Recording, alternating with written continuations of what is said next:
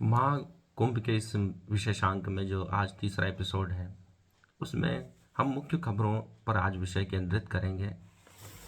क्योंकि सनातन संस्कृति के अंतर्गत विभिन्न अद्भुत घटनाएं हो रही हैं। इसमें सिंधु घाटी सभ्यता से संबंधित तमिलनाडु में कुछ अवशेष मिले हैं, जिसमें घोषणा की गई है कि उसमें करोड़ों के इनाम मिलने वाले हैं यदि सिंधु घाटी सभ्यता की लिपि को कोई समझ लेता है। और ट्रंप ने कहा है कि अमेरिका को पुनः प्रतिष्ठित बनाना है, नंबर 1 राष्ट्र बनाना है। तो विदेशी लोग क्यों आगे बढ़ रहे हैं, उसमें हम थोड़ी चर्चा करेंगे सनातन धर्म के संदर्भ में। और जो तीसरा है, दैनिक भास्कर ने एक शॉर्ट वीडियो 60 सेकंड से 90 सेकंड के बीच में यदि कोई शॉर्ट फिल्म बनाता है प्रेरणास्पद, तो उसको लाखों के इनाम मिलने वाले हैं। 3 चीज़ों पे हम बात केंद्रित करेंगे। उससे पहले समाजशास्त्र में एक शब्द आता है प्रकार। क्योंकि समाजशास्त्र को समझना यूरोपियन पद्धति से हमने शुरू किया है तो वो समझना कठिन हो जाता है, क्योंकि हम सामाजिक प्राणी हैं, मनुष्य एक सामाजिक प्राणी है। तो उसका एक शब्द आता है प्रकार है। प्रकार मतलब यदि हम उसको गीता के संदर्भ में समझें कि जो हो रहा है वो अच्छा हो रहा है, जो होगा वो अच्छा होगा, जो हो चुका है वो भी अच्छा ही था। तो प्रकार जो व्यवस्था है उसको कायम रखने पर जोर देता है। हम जो व्यवस्था चल रही है उसमें फेर बदल न करें। 1 इंच का भी फेर बदल पार्सन्स जो प्रमुख समाजशास्त्री थे नहीं चाहते थे। तो यदि हम समाजशास्त्र की शब्दावलियों को सनातन धर्म से जोड़ेंगे तो आज के विद्यार्थी और जनमानस उनको अच्छी तरह समझ पाएगा। क्योंकि समाजशास्त्र में वर्तमान में बहुत विकास हो रहा है और उसको पढ़ने से ही हम समाज में क्या चल रहा है, विभिन्न संस्कृतियों में क्या घटनाएं घट रही हैं, क्या रीति रिवाज है, उनको समझकर ही एक बेहतर मनुष्य जाति का निर्माण कर पाएंगे। वसुधैव कुटुंबकम की धारणा को जो ऋषि मुनियों ने अवतरित की थी उसको आज सिद्ध कर पाएंगे। इसलिए समाजशास्त्र के जो जो छोटे मोटे टर्म हैं वो हम यूज़ करेंगे। और बात आ जाती है कि विदेशी लोग अब इतने सफल क्यों हो रहे हैं। तो हम देखते हैं कि विदेशी लोग में एक गौरव की भावना रहती है। और अंग्रेज हमको यह सिखा गए कि तुम्हारी संस्कृति पिछड़ी हुई थी, और उसी रोगग्रस्तता से हम अभी भी पाश्चात्य शिक्षा के द्वारा ग्रसित हैं। आप फिल्मों में देखो या कोई भी सीरियल, सीरीज, डॉक्यूमेंट्री देखो तो उसमें विदेशी लोग, अमेरिकन लोग विशेषतः अपने कार्य को, चाहे वो छोटा सा हो, किसी फिल्म में अगर कोई डिटेक्टिव भी है या मजदूर भी है तो अपने कार्य को बड़ी शिद्दत से कर रहा है, शांति से कर रहा है, कोमलता के भाव को लिए हुए कर रहा है। तो उसमें ग्रेटिट्यूड है, एक आदर की भावना है, सम्मान की भावना है। यही विवेकानंद एक शिष्य से कह रहे हैं कि देखो, एक मजदूर से पूछो जो मंदिर बना रहा है उससे पूछो तो वो जवाब देता है मजदूर कि मैं मजदूरी कर रहा हूँ, और दूसरा कहता है कि मैं भगवान का कार्य कर रहा हूँ। तो उसमें एक सम्मान की भावना है। वैसे ही ये शिक्षा हमारे ऋषि मुनियों की विदेशी लोग ग्रहण करके प्रत्येक कार्य, चाहे वो छोटा हो, जूते की पॉलिश हो, सब्जी बनाना हो, कुछ भी हो, उसमें एक सम्मान की भावना लेकर कार्य करते हैं और उसमें सफल होते हैं। एक शांत अवस्था में होकर वे कार्य करते हैं, सम्मान पूर्वक, आदर भाव, कोमल भाव लिए हुए। ऐश्वर्या राय के बारे में एक डायरेक्टर ने कहा था कि वह प्रत्येक चीज़ को ऐसे स्पर्श करती हो जैसे वो फूलों को स्पर्श कर रही हो। उसके स्वभाव में एक नम्रता है, विनम्रता है, कोमल भाव है, जो सभी के प्रति आदर सम्मान की भावना को प्रदर्शित करता है। तो वह उसकी एक्टिंग में भी दिखता है और उसके कार्यों में भी दिखता है, और उसके सौंदर्य का कारण भी यही है क्योंकि वह प्रत्येक चीज़ को सुंदर समझकर, कोमल समझकर उससे व्यवहार करती है। और विदेशी लोग, चाहे वैज्ञानिक हो, अपने कार्य को बहुत ही सुनियोजित तरीके से, योजनाबद्ध तरीके से लिखकर, समझकर फिर कार्य करना संपन्न करते हैं। प्रत्येक चीज़ को जिस प्रकार से होनी चाहिए, कोमलता के भाव लिए, नियम के अनुसार उसको संपन्न करते हैं और सफल होते हैं और नए नए आविष्कार करते हैं।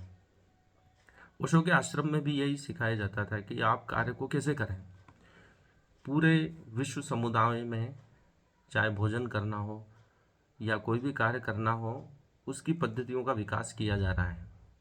सनातन धर्म में ये चीज़ें पहले से ही थी, लेकिन हम उसको भूल गए हैं। हम कोई भी कार्य करते हैं तो ये सोचते हैं कि इसको कैसे भी करना है। उस कार्य के प्रति हमारे मन में कोई सम्मान नहीं है, कोई आदर भाव नहीं है कि जैसे तैसे उसको पूरा करना है। जबकि उसको ईश्वर की आराधना समझकर हम पूर्व में किया करते थे। जैसा कि आज महाकुंभ में हो रहा है, प्रत्येक गतिविधि परमात्मा को समर्पित होकर की जा रही है। हम चाहे स्नान कर रहे हैं, पूजा कर रहे हैं, सब परमात्मा को समर्पित है और एक पूरी मनुष्य जाति एक साथ इकट्ठी होकर उस सर्वोच्च शक्ति की आराधना कर रही है। और पूरी मानव जाति अगर इकट्ठी होकर कोई प्रार्थना करती है, जैसा कि पूर्व काल में बारिश नहीं होती तो जन समुदाय एकत्र होकर यज्ञ करता था और परमात्मा को बारिश करनी ही होती थी, जिसे इंद्र का नाम दिया गया था। जैसा कि वेदों में वर्णन, वैसा ही अनुभूति इस महाकुंभ में हो रही है। पूरी मनुष्य जाति के अधिकांश मनुष्य एक स्थान पर एकत्रित होकर स्नान करते हैं, पूजा पाठ करते हैं और उस सर्वोच्च शक्ति को एक साथ आमंत्रित करते हैं, जिससे जो भी सिद्धियां हैं इस देवी वातावरण में प्राप्त होती है और जो भी इच्छा लेकर मनुष्य जाता है पूरी होती है, कष्ट दूर होते हैं। तो वही ग्रेटिट्यूड हमें वापस लाना होगा, सम्मान की भावना लानी होगी। जो भी कार्य कर रहे हैं उसको परमात्मा के निमित्त समझकर, परमात्मा का कार्य समझकर करना होगा, तभी हम वापस भारत को विश्व गुरु बना पाएंगे। कार्य कोई छोटा नहीं होता है। आज हम सोचते हैं कि कोई मजदूरी करता है तो हम उसको उस निगाह से नहीं देखते हैं जो कोई बड़े पद पर है, कलेक्टर है या कोई भी बड़ा व्यापारी, उसको जिस सम्मान से देखते हैं उसी सम्मान से हमको मजदूर को, कृषि करने वाले को, खेती बाड़ी करने वाले को या कोई दूसरा कार्य कर रहा है उसको भी सम्मान की दृष्टि से देखना होगा। सभी को सम्मान देना होगा और हम जो कार्य कर रहे हैं उसको भी सम्मान देना होगा, तभी हम उस कार्य में सफल हो पाएंगे। नहीं तो हम,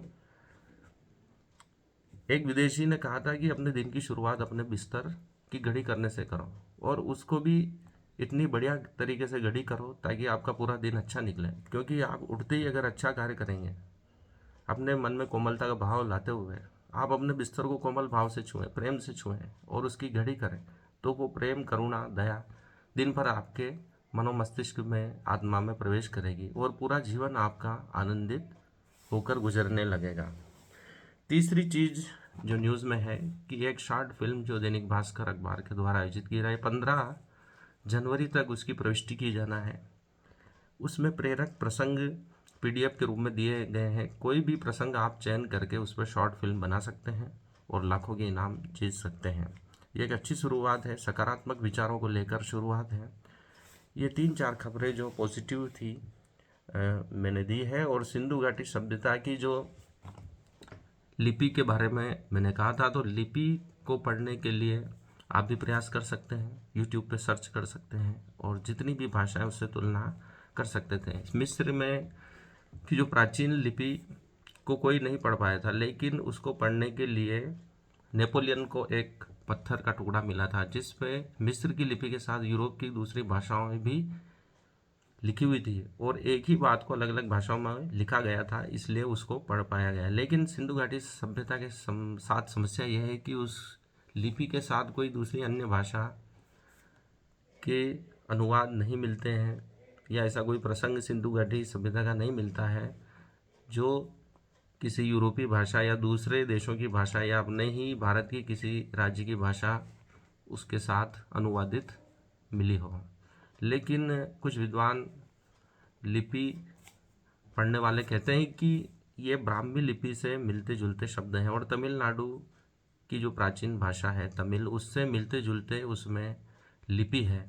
तो हो सकता है कि उन सब की तुलना करके हम उनके अनुवाद को प्राप्त कर सकें। लेकिन वो एक भाषा वैज्ञानिक जो होता है उन सभी अक्षरों को जमाता है और चूंकि आज AI का ज़माना है तो हो सकता है कि हम AI में उन वर्णों को डालकर दूसरी भारतीय भाषाओं तमिल, ब्राह्मी से तुलना कर उनके अर्थ निकाल पाएँ। यह मैं एक संभावना बता रहा हूँ जो आपके लिए उपयोगी हो सकती है, या आप उनको एक कॉपी में लिख लें और तमिल, ब्राह्मी या दूसरी भाषाओं से जो इनकी लिपि मिलती है उससे तुलना करें और दूसरी भाषाओं में अनुवाद करने का प्रयास करें, परंतु उसमें भी AI का उपयोग करें तो आप जल्दी सफल हो सकते हैं। इसी आशा के साथ सभी की शरीर में बैठी आत्माओं को प्रणाम, धन्यवाद। महाकुंभ में आप सभी उस अमृत की बूंदों के स्पर्श से अमृत तुल्य अनुभव करें। इसी आशा के साथ आज का एपिसोड हम खत्म करते हैं। धन्यवाद।